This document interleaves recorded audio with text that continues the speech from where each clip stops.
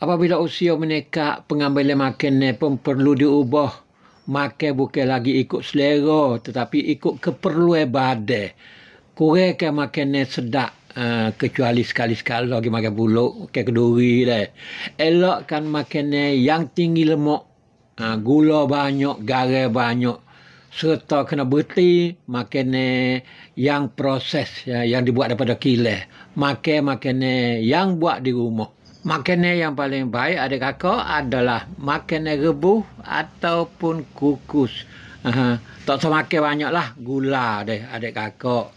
Harap maklum adik kakak, video ni dibuat melalui AI kerana learning saya belajar nak buat royal dokumentari mengenai bermacam-macam perkara termasuk sejarah orang Melayu, sejarah tani, sejarah Islam dan sejarah dunia.